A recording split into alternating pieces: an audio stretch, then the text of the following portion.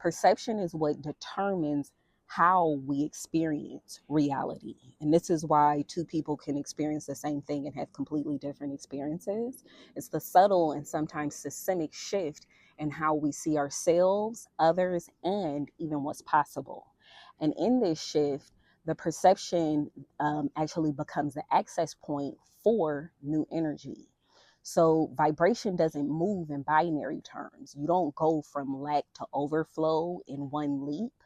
Energy travels in gradients like steps on a spiral. So from poverty, you might shift to enough. From enough, you might shift to extra. From extra, overflow. Overflow to even exhaustible.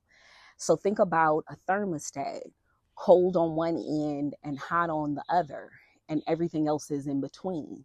But you have to progress through the gradient in order to reach the opposite end, right?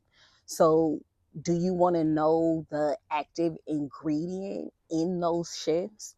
What permits you to actually move from cold to warm up and down the thermostat?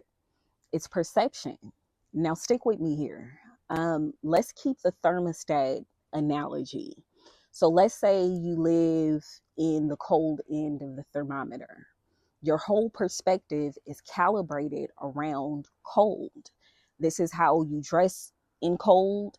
This is what people who live in cold look like. This is how people who live in cold eat, etc. So if you never leave cold, then cold is literally all you know.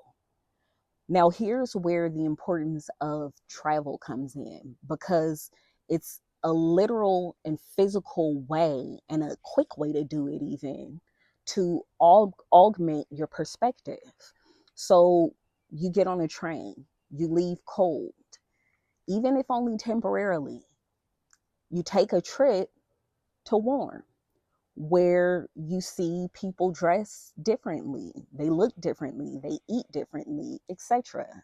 And so a new idea emerges.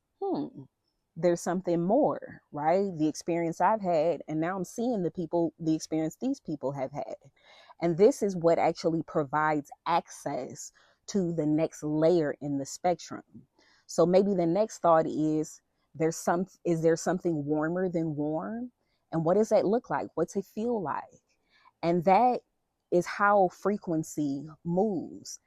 It's the spiritual technology. Awareness gives rise to new ideas, and beliefs are just ideas that have hardened into conviction. But let's not forget, this whole reality is being run by the law of